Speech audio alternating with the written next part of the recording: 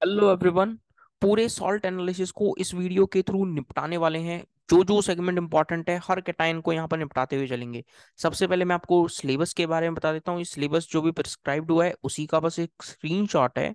क्या पॉइंट है यहाँ पे, कौन कौन से कैटायंस जेई मेंस और नीट ने मेंशन किए हैं इस बार। Lead 2+, copper 2+, aluminium 3+, Fe3+, zinc 2+, nickel 2+, calcium 2+, barium, magnesium ion, ammonium ion.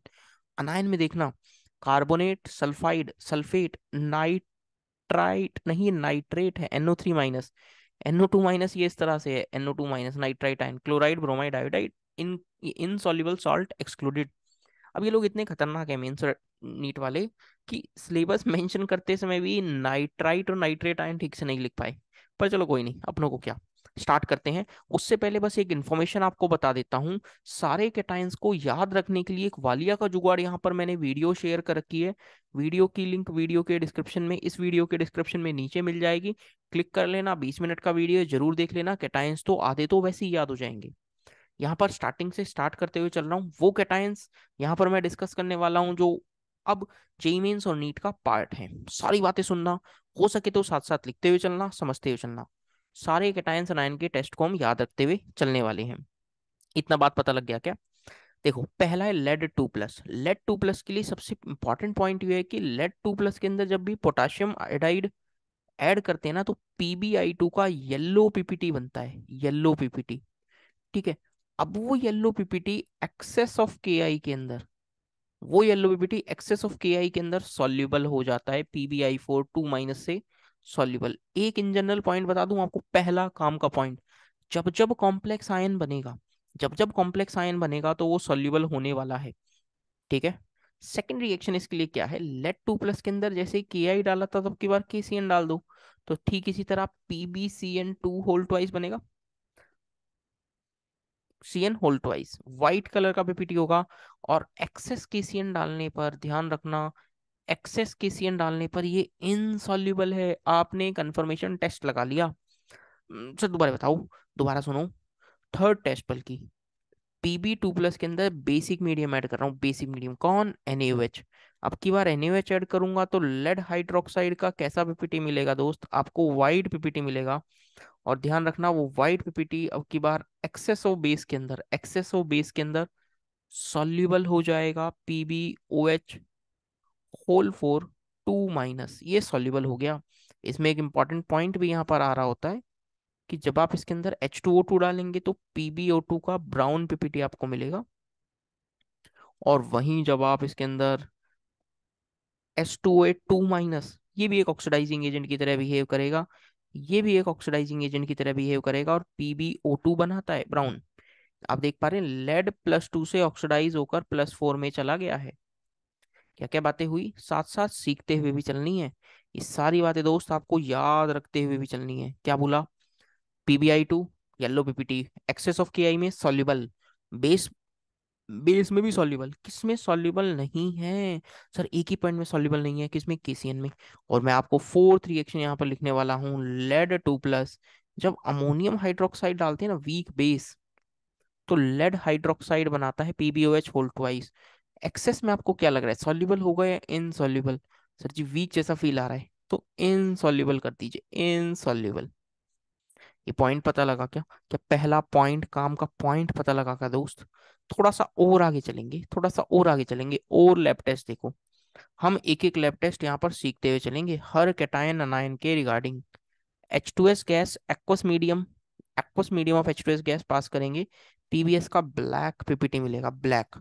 और उस ब्लैक पीपीटी के अंदर कंसंट्रेटेड HNO3 डालकर हीट करेंगे ना, तो आपको लेड 2+ मिलेगा। कंसंट्रेटेड H2SO4 ऑक्सीडाइजिंग एजेंट है, तो सल्फर -2 से ऑक्सीडाइज करके 0 में भेज देगा। Plus NO gas, nitric oxide gas liberate होगी। अब इस सल्फर के अंदर कंसंट्रेटेड HNO3 डालते हैं और बॉईल करते हैं कुछ समय के लिए, तो आपको लेड सल्फेट मिल जाएगा दोस्त। आपको क्या मिल जाएगा, यहाँ से लेड सल्फेट का वाइट पीपीटी मिलने वाला है। क्या हम इतनी रिएक्शन याद रख लें तो काम चल जाएगा, बहुत आराम से, बहुत खूबसूरती से। मैंने कुछ ज्यादा नहीं, 5 रिएक्शन बताई हैं। PbI2 एक्सेस में सॉल्युबल है, NaOH में सॉल्युबल है, लेड हाइड्रोक्साइड पर किस में सॉल्युबल नहीं है, अमोनियम हाइड्रोक्साइड में। साइनाइड KCN में भी इनसॉल्युबल। क्या इतनी बातें आप साथ साथ मेरे साथ याद रखते हुए चल पा रही हैं क्या? यदि आप याद रखते हुए चल पा रहे हैं तो बहुत ही शानदार बात है। और अगला कैटायन आपका वेट कर रहा है। द नेक्स्ट कैटायन आपके सामने जो है वो है Copper 2+। अब ध्यान देना, इसमें इंपॉर्टेंट पॉइंट ये है कि सबसे पहला पॉइंट तो, हालांकि वो वालिया का जुगाड़ वाला जो वीडियो है मेरा, प्लीज वो देख लेना, उससे आपको बहुत मदद मिलेगी, बहुत लिटरली बहुत मदद मिलेगी। ये लेक्चर पूरा डिटेल्ड लेक्चर है, हर कैटायन एनायन का टेस्ट यहाँ पर कवर होने वाला है। ठीक है। सबसे पहले क्या बात करने वाला हूँ, Copper 2+। ध्यान रखना, this is insoluble in YaS। अब ये YaS क्या बला है वो भी सीख लो। This is yellow ammonium sulphide. मैं स्ट्रक्चर कुछ इस तरह से लिख रहा हूँ, NH4 होल ट्वाइस SX, और X का वैल्यू 2 से 6 तक हो सकता है। This is YaS, yellow ammonium sulphide के अंदर Copper 2+ क्या है दोस्त, ध्यान रखना, Copper 2+ इनसॉल्युबल है। ठीक है। अब इसके कुछ टेस्ट को पढ़ते हुए चलते हैं। सबसे पहले मेटल जो है ना Copper 2+, ये ऑक्सीडाइजिंग एजेंट है, वीक है बट चलेगा। I- यहाँ पे रिड्यूसिंग एजेंट है, तो रेडॉक्स रिएक्शन होगी, Copper 2+ प्लस I2 बन जाएगा। ध्यान से देखो, क्या कॉपर रिड्यूस हो रहा है क्या? ये रिडक्शन हुआ, और I- ऑक्सीडाइज हो गया। अब इसके अंदर जब I2 डालता हूँ ना, सॉरी, जब मैं इसके अंदर I- ऐड करूंगा, मतलब और एक्सेस में ऐड कर रहे हैं, I- जब आप ऐड करेंगे ना तो आपको Cu2I2 का वाइट पीपीटी मिलेगा। Cu2I2 का वाइट पीपीटी। और I2 के अंदर जब I- डालूंगा ना तो I3- का ब्राउन सॉल्यूशन मिलेगा। ब्राउन सॉल्यूशन, ब्राउन कलर मिलता है बेसिकली। और ओवरऑल ओवरऑल ये कलर कैसा नजर आता है, ब्राउन कलर। कौन सा ब्राउन सर, कौन से ब्राउन की बात कर रहे हैं? अरे ठंड का मौसम है तो आप कॉफी पीते हैं क्या? ये जो ब्राउन कलर है ना, this is of coffee colour. ठीक है, जो ओवरऑल सॉल्यूशन का जो कलर है वो कॉफी कलर जैसा है। और एक टेस्ट आपके सामने मैं रखने जा रहा हूँ, which is iodometric test. Redox reaction में भी पढ़ाते हैं, यहाँ पर भी पढ़ा दे रहा हूँ। Cu2I2 जो है ना, Cu2I2 वो I3- के साथ जब थायोसल्फेट अनायन के साथ रिएक्शन करता है तो Cu2I2 का वाइट पीपीटी बनाता है। तो ये क्या बात हुई, सीखते हुए चलो, यही मजेदार है। +of I- +of S4O6 2-। पूरा पॉइंट ध्यान रखना। नाउ अगला टेस्ट, ध्यान से देखो, सारी बातें ना रिलेटिवली याद रखोगे तो आपका काम चल जाएगा और आपको मजा भी आएगा। देखो, मैंने Copper 2+ के अंदर KCN डाला। ठीक है, तो क्या मैं ऐसा लिख दूं जैसे लेड डालते थे तो क्या बनता था, PbCN होल ट्वाइस, तो CuCN whole twice, yellow PPT, yellow PPT. अब इसके अंदर है ना, ये ना डिकम्पोज कर जाता है क्विकली, बहुत ज्यादा स्टेबल नहीं है, डिकम्पोजेस क्विकली और बनाता है CuCN का वाइट पीपीटी, वाइट पीपीटी। अब ध्यान देना, जब वहां एक्सेस में KCN डाला था तो इनसॉल्युबल था, और यहाँ डालने में तो आपको मजा आएगा। क्यों? क्योंकि आप कोऑर्डिनेशन का एक शानदार कॉम्प्लेक्स यहाँ देखने वाले हैं। Complex would be K3CuCN whole 4। Perfect complex है, Copper+1 में है, 3D10 configuration, sp3 hybridise tetrahedral diamagnetic. सारी कोऑर्डिनेशन की बातें यहाँ पर बता दी हैं, सारी कोऑर्डिनेशन की दोस्त मैंने बातें यहाँ पर बता दी हैं। फिर सीखते हैं। Copper 2+ के अंदर NaOH डाला, लेड डाला था तो क्या बना था, PbOH होल ट्वाइस। तो कॉपर डालूंगा तो कॉपर हाइड्रोक्साइड मिलेगा क्या? और ध्यान देना, वहां पर एक्सेस में जब डाला था, वहां पर जब एक्सेस में NaOH डाला था तो सॉल्युबल हो गया था क्या? यहाँ दोस्त याद रखना, दिस इज इनसॉल्युबल, इनसॉल्युबल। और कॉपर हाइड्रोक्साइड को जब हीट करते हैं ना तो कॉपर का ऑक्साइड मिलता है which is of black colour, which is of black colour. क्या ये पॉइंट भी आप ध्यान रखेंगे क्या? क्या इतनी बातें आप सीख गए? देखो, हो सकता है कि एक बार में ये सारी बातें आपको बहुत अजीब सी लगें, बहुत अजीब सी लगें, याद भी ना हो पाए। पर दोस्त धीरे धीरे याद तो करते हुए चलना, इतना आप पढ़ लेंगे तो गारंटी है कि आप इसके बाहर बहुत ज्यादा कोई परेशानी फील नहीं करेंगे। अब देखो, अमोनियम हाइड्रोक्साइड डाल रहा हूँ Copper 2+ में, कंपाउंड बनता है Copper sulphate dot copper hydroxide. आप इसे कहते हैं बेसिक, बेसिक क्यों? क्योंकि हाइड्रोक्साइड है, basic copper sulphate, this is basic copper sulphate. और इस बेसिक कॉपर सल्फेट में जब एक्सेस में डाल रहा हूँ, लेड में डाल रहा था तो इनसॉल्युबल था, यहाँ देखना क्या होगा, जस्ट उल्टा काम चल रहा है। Copper NH3 whole 4, coordination number 4 का कॉम्प्लेक्स, महा इंपॉर्टेंट कॉम्प्लेक्स है, महा इंपॉर्टेंट कॉम्प्लेक्स, ध्यान रखना जेई के पॉइंट ऑफ व्यू से बहुत इंपॉर्टेंट कॉम्प्लेक्स। नाम है Schweitzer salt, the name of the complex is Schweitzer salt. Deep blue solution, this is of deep blue solution. क्या आप इतना पॉइंट जरूर याद रखेंगे क्या? मैं कह रहा हूँ आप सारा भी ना याद रखें ना, तो कुछ कुछ बातें तो मेरी जरूर याद रखना। अब कॉपर 2+ का एक टेस्ट और देख लो, which is of K4 FeCN6 के साथ। यहाँ काफी बार पूछता है Copper 2+Cu2 FeCN6 का चॉकलेट ब्राउन पीपीटी बनता है। बहुत बार एग्जाम में मैंने देखा है क्वेश्चन, कोचिंग्स वाले अक्सर यूज करते हैं क्वेश्चन एग्जाम में लिखते हुए जब वो पेपर सेट कर रहे होते हैं। This is of chocolate brown PPT. तो पता है क्या क्वेश्चन आता है, बहुत बार आता है कि K4 पोटाशियम फेरोसाइनाइड के साथ चॉकलेट ब्राउन पीपीटी मिल रहा है, इनिशियल कैटायन कौन सा है? तो उस ध्यान रखना वो इनिशियल कैटायन और कोई नहीं Copper 2+ है, वो इनिशियल कैटायन और कोई नहीं Copper 2+ है।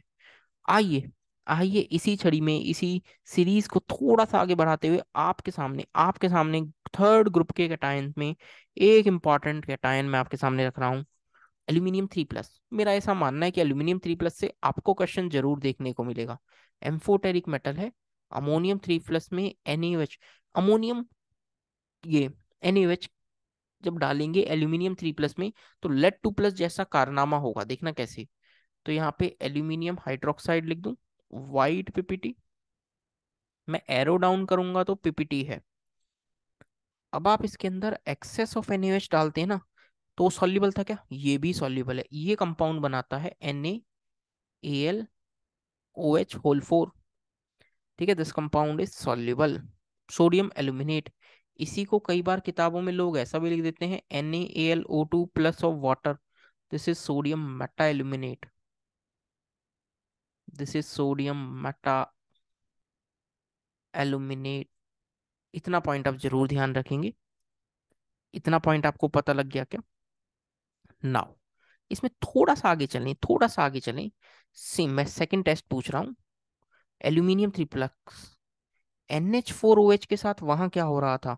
क्या PbOH होल 2 बन रहा था तो यहाँ AlOH होल 3 बनेगा। वहां एक्सेस NH4OH डालने पर क्या हुआ था? Sir insoluble. अरे तो मैंने कहा ना सिमिलैरिटी चलेगी, तो ये भी इनसॉल्युबल है। कोई कहे सर आपको कैसे पता इन ये सिमिलैरिटी चलेगी? क्योंकि दोस्त ध्यान रखना, ध्यान रखना, लेड 2+ एम्फोटेरिक मेटल है, एल्यूमिनियम 3+ भी एम्फोटेरिक मेटल है, इसीलिए मैंने बोला कि यहाँ पर सेम पैटर्न चलेगा। चलो थोड़ा सा और आगे चलते हैं, थोड़ा सा और आगे चलते हैं। मैंने यहाँ पर आपको एक पॉइंट और बता देता हूँ, कुछ बातें एल्यूमिनियम 3+ के रिगार्डिंग, कुछ बातें ना आप लिख लो, इंपॉर्टेंट मार्क करते हो ना, लिख लो। बहुत सेलेक्टिव टेस्ट को हम ध्यान में रखेंगे ताकि आप याद भी रख पाए। मैं कुछ पॉइंट ऐसा बता रहा हूँ आपको कि sulphide salt of aluminium 3+, chromium 3+, magnesium 2+ do not exist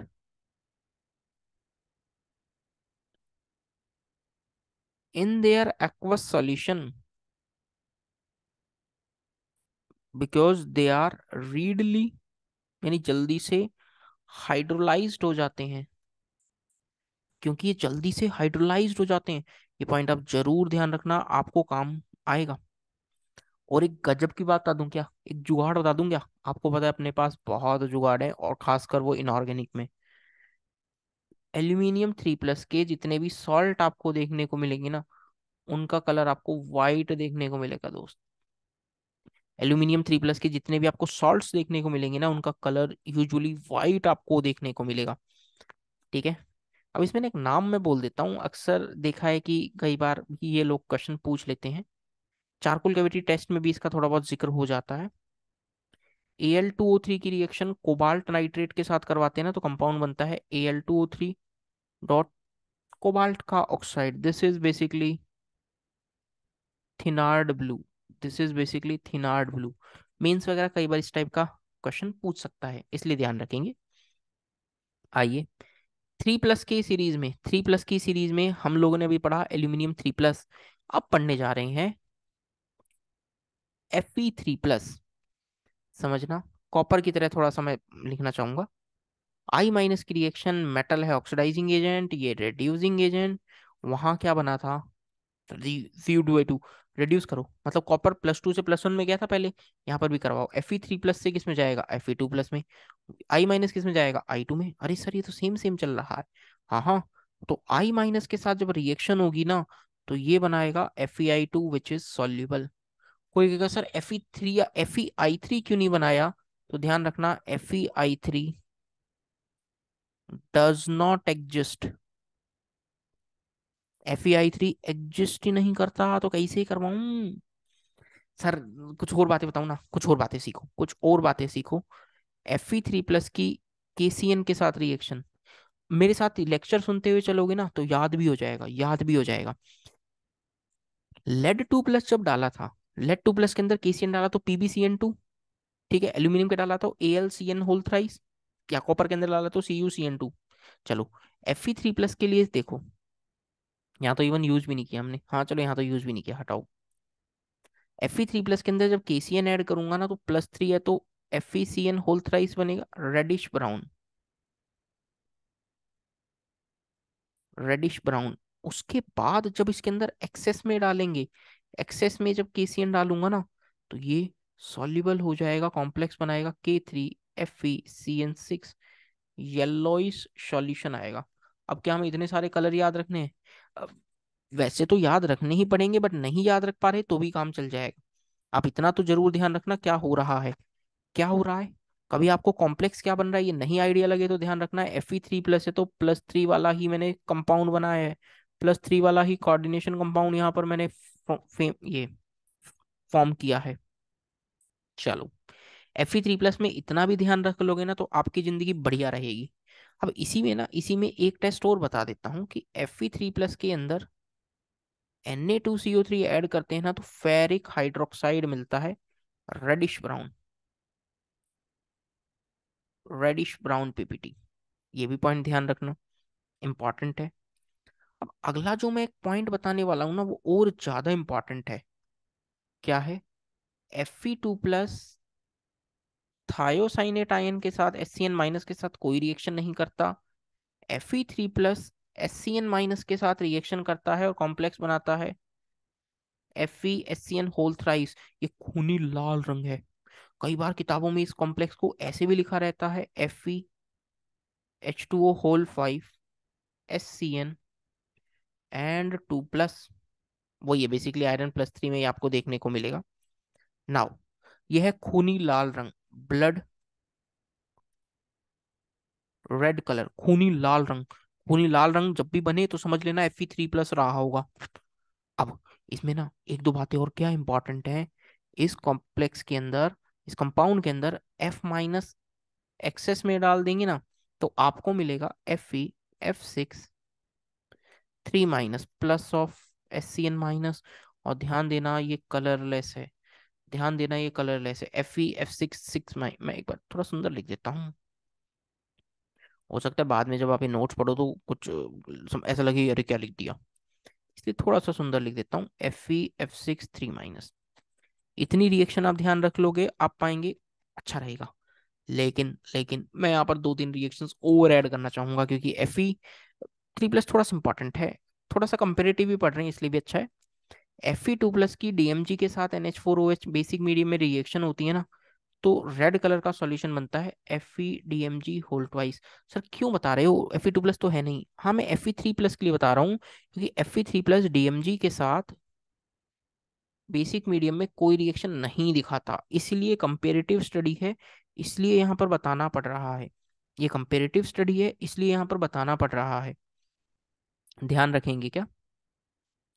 अब Fe3+ का है ना एक और इम्पॉर्टेंट टेस्ट है जो आपने कोऑर्डिनेशन में उस कंपाउंड का नाम भी सुना होगा, K4FeCN6।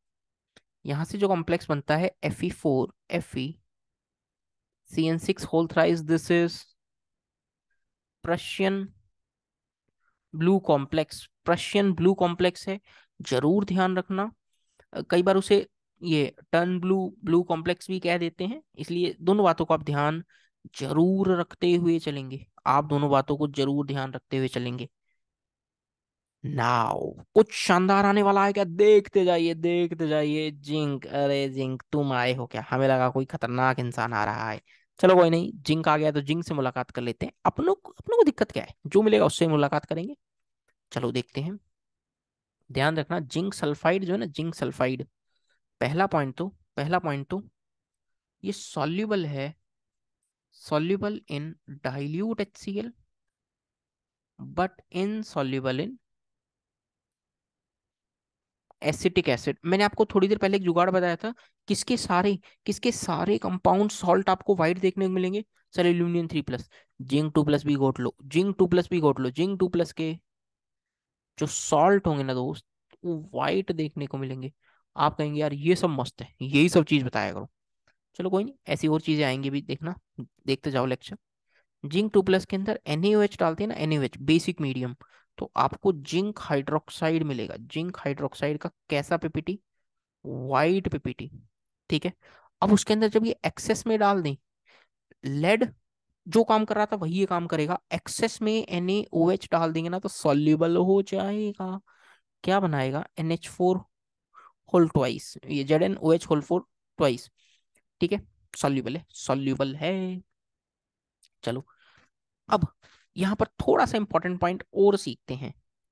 इसी जिंक 2+ के अंदर मैं NH4OH डाल दूं तो क्या सेम कंपाउंड बनेगा क्या, ZnOH होल ट्वाइस। और अब की बार ये एक्सेस में डाल दूं, सर इनसॉल्युबल होना चाहिए ना भाई ना। ये NH4OH जो है ना, this is nothing but ammonia plus of water. तो यहाँ पर कॉम्प्लेक्स बनाता है ZnNH3 होल 4 2+, कोऑर्डिनेशन नंबर 4 का कॉम्प्लेक्स बनाकर बैठा है, 4 का।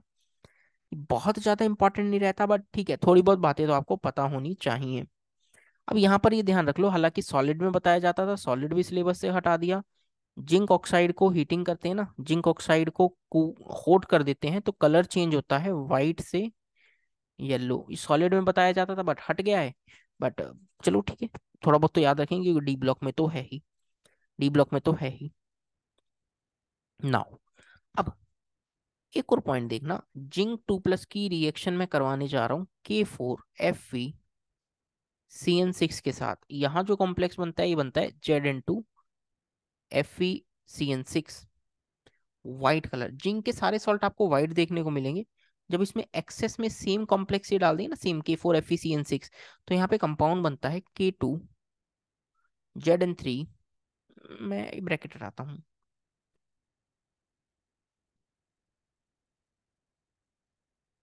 K2ZN3FeCN6 whole twice. ठीक है। अब ये इतना बड़ा बड़ा फॉर्मूला हो सकता है याद ना हो, बट ठीक है, थोड़ा बहुत ध्यान रखते हुए चलना। अब इस कॉम्प्लेक्स के अंदर जब NaOH ऐड करते हैं ना, NaOH, तो कंपाउंड बनता है Na2ZnO2, सोडियम जिंकेट, और उसमें H2S गैस पास करवा देते हैं, तो जिंक सल्फाइड का वाइट पीपीटी आपको देखने को मिलता है, फिर से वाइट, फिर से वाइट।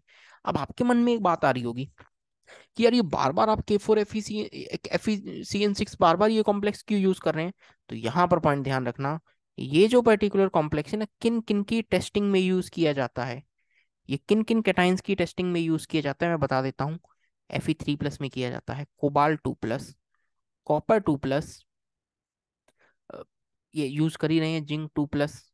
हालांकि Ag+ और कैल्शियम 2+ की टेस्टिंग में भी यूज किया जाएगा। यानी आपके सामने बहुत सारे कैटायंस, बट कॉपर, ये कोबाल्ट 2+ अब सिलेबस में नहीं है, Ag+ नहीं है, इसलिए इसको स्किप कर सकते हैं। बट हाँ, बाकी को तो जरूर ध्यान रखेंगे। आइए आइए, जिनकी इतनी देर से इंतजार था, जिनका, उन्हीं से ही मुलाकात करने का समय आ गया। इसमें से क्वेश्चन आने की प्रोबेबिलिटी काफी ज्यादा है, काफी ज्यादा है। इसमें एक पहला ही जो टेस्ट लिखूंगा ना, महा इंपॉर्टेंट टेस्ट है।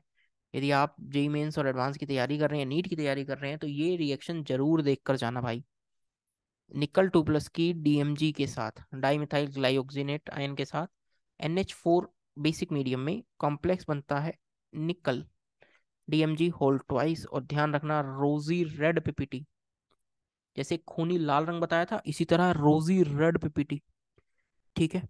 अब रोजी रेड पीपीटी में जो कॉम्प्लेक्स बनता है ना, मैं इसका यार एक बार स्ट्रक्चर ड्रॉ कर देता हूँ, क्योंकि मेरा ऐसा मानना है यार क्वेश्चन कैसा भी एग्जामिनर पूछ सकता है इस स्ट्रक्चर के रिगार्डिंग। ये डीएमजी आयन, चलो बनाना तो पड़ेगा, अब क्या करेंगे, मैंने बोल दिया है तो मैं ड्रॉ करूंगा।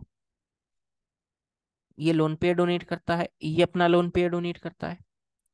अरे किसको, अबे निकल कोर किसको करेगा, निकल 2+ को, ठीक है।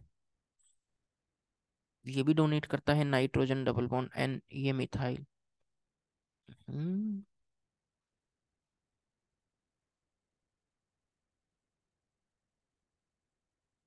ये डबल बॉन्ड एन, ये OH, ये अपना लोन पेयर डोनेट करें, ठीक है।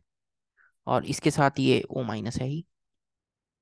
अब यहाँ पर आप फील करना, इंपॉर्टेंट पॉइंट जो बताने वाला हूँ, O- और H के साथ H बॉन्डिंग, यहाँ इंट्रामोलिकुलर एच बॉन्डिंग है, ये इंट्रामोलिकुलर एच बॉन्डिंग है। ये जो कॉम्प्लेक्स है ना, ये जो कॉम्प्लेक्स है, इसके अंदर जो हाइब्रिडाइजेशन है वो DsP2 है निकल की। और ध्यान रखना स्क्वायर प्लेनर कॉम्प्लेक्स है और डाया मैग्नेटिक है। जे एडवांस ने तो पहले पूछा ही हुआ है ये सारी बातें। Nickel DMG whole twice is square planar complex, DsP2 hybridisation, diamagnetic, H bonding होगी, हाँ होगी। ये सारी बातें ध्यान रखोगी क्या यार, ये सारी बातें ध्यान रखोगी। निकल 2+ में एक ही बात है महा इंपॉर्टेंट, मतलब इससे इंपॉर्टेंट कुछ है ही नहीं। पूरे क्वालिटेटिव को छोड़ देना, पूरे क्वालिटेटिव को आप छोड़ देना, बट हाँ ये मत छोड़ना भैया, ये बहुत इंपॉर्टेंट है, बहुत इंपॉर्टेंट है। चलें, आइए, आइए अब थोड़ा सा आगे चलते हैं। देखो कुछ ही कैटाइंस बचे हैं अपनों के पास, आइए उनको और एक बार निपटा देते हैं। अब जो अगला कैटायन मैं आपके साथ बात करने वाला हूँ ना, वो है बेसिकली बेरियम आयन। ग्रुप 5 से बिलोंग करता है बेरियम आयन।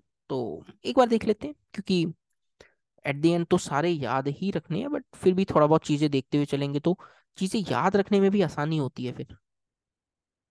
ठीक है क्या, चलो तो सबसे पहले ना बेरियम कार्बोनेट, एक पॉइंट ध्यान रखना कि बेरियम कार्बोनेट का जो पीपीटी मिलता है ना बेरियम कार्बोनेट का, which is of white colour, मैं यहाँ पे लिख भी देता हूँ सबसे पहले। बेरियम कार्बोनेट का जो पीपीटी मिलेगा ना, वो आपको व्हाइट कलर का मिलेगा। मैं सारी बातें एक बार लिखता हुआ चल रहा हूँ। बेरियम कार्बोनेट का जो पीपीटी है ना, वो व्हाइट कलर का पीपीटी है। देखो, जैसे क्वालिटेटिव कई बार क्लास में पढ़ाते हैं तो स्टूडेंट्स के मन में ये डाउट बहुत ज़्यादा रहता है कि इतने सारे टेस्ट हम कैसे याद रखें, तो इसलिए यहाँ पे बहुत कंसाइज वे में आपको सारी बातें मैं बोलता हुआ चल रहा हूँ। बार बार पॉइंट्स को यहाँ पे इसलिए रिपीट कर रहा हूँ ताकि आप याद रख पाएं। बेरियम कार्बोनेट जो है ना, वो सॉल्युबल है, सॉल्युबल है किसमें, एसिटिक एसिड में। This is soluble in acetic acid. अब यहाँ पर है ना, बेरियम के बाद कैल्शियम भी होगा हमारे पास, बस बेरियम और कैल्शियम है हमारे पास। एक काम करता हूँ, मैं यहाँ पर एक टेबल बना देता हूँ ताकि थोड़ा सा काम आसान हो जाए। देखना वो टेबल कैसे है। अमोनियम क्रोमेट है, अमोनियम सल्फेट है, और ये अमोनियम ऑक्सलेट है, ठीक है। और यहाँ मैं कुछ कैटायंस रख रहा हूँ आपके सामने, कौन कौन, बेरियम 2+, और थोड़ी देर बाद हम कैल्शियम 2+ भी पढ़ेंगे तो वो भी अभी मैं लिख देता हूँ। अमोनियम क्रोमेट के साथ ये जो बेरियम 2+ रिएक्शन करेगा तो बेरियम क्रोमेट बनाएगा, yellow PPT, yellow PPT. Calcium 2+ reaction नहीं करेगा, यहाँ सल्फेट है तो बेरियम सल्फेट का कैसा पीपीटी मिलेगा दोस्त, white PPT, white PPT. Calcium अभी भी रिएक्शन नहीं करेगा, कैल्शियम बहुत जिद्दी टाइप का इंसान है। यहाँ क्या करेगा, बेरियम ऑक्सलेट बनाएगा, व्हाइट कलर का पीपीटी। कैल्शियम, अरे अब तो कर लेगा, अब नहीं करेगा तो टेबल ही खत्म हो गई, तो कब करेगा, कैल्शियम ऑक्सलेट बनाएगा, व्हाइट पीपीटी। और मेंस का आया हुआ क्वेश्चन, ये व्हाइट पीपीटी इनसॉल्युबल है दोस्त, इनसॉल्युबल है एसिटिक एसिड में। ये डिफरेंशिएशन का पॉइंट है। मैंने लिखा कि बेरियम जो कार्बोनेट है वो एसिटिक एसिड में सॉल्युबल है, calcium acetate, sorry calcium oxalate जो है, कैल्शियम ऑक्सलेट CaC2O4, ये इनसॉल्युबल है एसिटिक एसिड में। दोस्त ध्यान रखना, फिर मत कहना, फिर मत कहना बताया नहीं। और ध्यान रखना, बेरियम और कैल्शियम दोनों इसी, बस इसी टेबल से मैंने यहाँ पे निपटा दिए हैं। इतना ही ध्यान रख लोगे तो आप पाएंगे कि उसके अलावा आपको ऐसा कुछ पढ़ने की ही जरूरत नहीं पड़ेगी। क्या मजा आ गया क्या पॉइंट सीख कर, बेरियम और कैल्शियम यही निपटा दिए हैं। अरे वाह, यानी काम कम हो गया। जी हाँ, इसके अलावा आपको कोई ऐसा सच कैटायन देखने की बहुत ज्यादा जरूरत नहीं है। कोई आ गया तो अरे नहीं आएगा, भरोसा रखो यार, मैं बोल रहा हूँ ना। अब थोड़ा सा और आगे चलते हैं, एक अपने पास और बचा हुआ नाइन है। हालांकि एक मैग्नीशियम 2+ बचा हुआ है, और कौन बचा है? सर एक ये भी तो बचा है। अबे कौन? Ammonium ion. दोनों को फिर निपटा देते हैं, यानी बहुत ज्यादा कुछ इसमें बचा नहीं है। पर ठीक है, जितना भी पार्ट बचा हुआ है एक बार मैं बोल देता हूँ। एक बार अमोनियम आयन में आपको पहले बता देता हूँ। जितने भी अमोनियम आयन के सिंपल सॉल्ट है ना, simple salt are soluble, they are soluble except except few complex. Ammonium ion के जितने भी सिंपल सॉल्ट हैं सब सॉल्युबल होते हैं। अमोनियम के सारे कंपाउंड पानी में घुल जाते हैं, क्या इतना ध्यान रखोगे? जी हाँ। आइए अब थोड़ा सा आगे चलते हैं। अमोनियम आयन बेसिक मीडियम में रिएक्शन करे तो क्या होगा? ये OH माइनस यहाँ से H ले जाएगा, तो क्या कंपाउंड आपके पास कुछ ऐसा बनेगा क्या? OH माइनस H ले गया तो वाटर बना लिया, अमोनिया अलग हो गया, गैस है उड़ उड़ जाएगी। नाउ अमोनियम आयन के अंदर कुछ कंपाउंड्स में ऐड कर रहा हूं, देखना। Na3CO, NO3, NO2 लिख लो, NO2 होल 6। सुंदर लिखते हैं।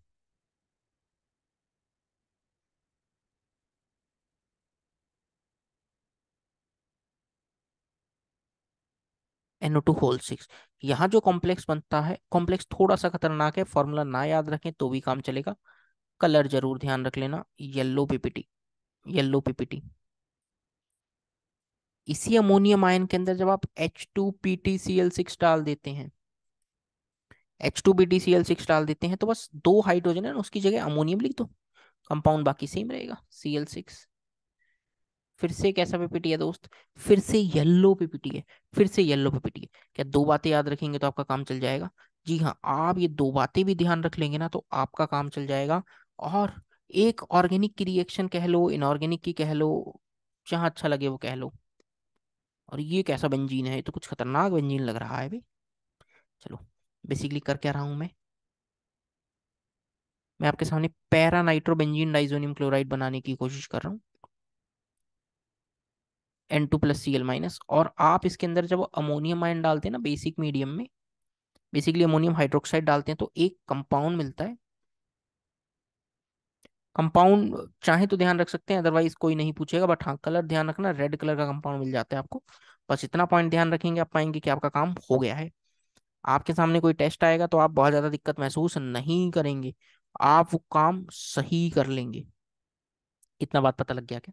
अब एक लास्ट सेगमेंट है मैग्नीशियम, उसको भी निपटा देते हैं। उसका एक टेस्ट थोड़ा सा कॉमन है, देखते हैं। HPO4 2- के साथ मैग्नीशियम 2+ की reaction in presence of ammonium chloride and basic medium. दोस्त यहाँ पर जो टेस्ट होता है ये बनता है MgNH4 फॉस्फेट। पता है क्या है? Magnesium ammonium phosphate, magnesium ammonium phosphate is of white colour. और जब आप इसको हीटिंग करते हैं तो अमोनियम आयन से अमोनिया उड़ जाती है, और मैग्नीशियम का एक कंपाउंड मिलता है, मैग्नीशियम पायरोसल्फेट, Mg2P2O7, पायरोसल्फेट मिलता है। इतना भी काम ध्यान रखेंगे तो आपका काम चल जाएगा। और एक कॉमन टेस्ट है मैग्नीशियम 2+ में, जब आप बेसिक मीडियम डाल देंगे तो आपको कंपाउंड मिलेगा NH, मैग्नीशियम हाइड्रोक्साइड। याद क्या रखना है? ये सॉल्युबल है अमोनियम सॉल्ट में। क्यों? अभी मैंने बताया क्या अमोनियम के सारे सॉल्ट सॉल्युबल है। और ये इनसॉल्युबल है दोस्त, ये इनसॉल्युबल है एक्सेस NaOH में।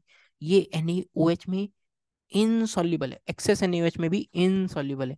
क्या इतनी बातें आप ध्यान रखेंगे? क्या इतनी बातें आप ध्यान रखेंगे, आप पाएंगे कि आप लगभग सारा काम कर लेंगे, कोई बहुत ज्यादा कोई खास दिक्कत आएगी नहीं। और आपको जान के अच्छा लगेगा, आपको जान के अच्छा लगेगा, हम एंड पर पहुंच गए हैं, हम एंड पर पहुंच गए हैं। सारी बातें जो मुझे बतानी थी, सिखानी थी, मैंने आपको सिखा दी हैं। सॉल्ट एनालिसिस को वन शॉट में सारा कैटायन निपटा दिया है। यहाँ पर सॉल्ट एनालिसिस के लिए हमने जो सारी बातें सीख ली हैं वो कैटायन के रिगार्डिंग सारी बातें सीख ली हैं। और यदि आपको इस सेगमेंट पसंद आया हो तो चैनल को सब्सक्राइब कर लेना, अनिरुद्ध वालिया, यानी मेरे चैनल को आप सब्सक्राइब कर लेना, ताकि आपके पास लेटेस्ट वीडियो आती रही। और ये सेगमेंट पसंद आया तो अनायन आपको पढ़ना है तो कमेंट करके बता देना, अगला सेगमेंट अपन इसी तरह पूरा एक सेगमेंट, डिटेल्ड सेगमेंट पूरा अनायन पे भी निपटा लेंगे। कैटायन के सारे टेस्ट जो भी सिलेबस में मेंशन्ड हैं, सारे कैटायंस मैंने आपको यहाँ पे बता दिए हैं। इतना आप कर लेना, बाकी आप क्वेश्चंस लगा लो, आप पाएंगे कि आप क्वेश्चन बना पाएंगे, कोई खास दिक्कत नहीं आएगी। ठीक है, फिर मिलते हैं अगले सेगमेंट में, और till then stay safe, bye bye, take care. Channel को जरूर सब्सक्राइब कर लेना।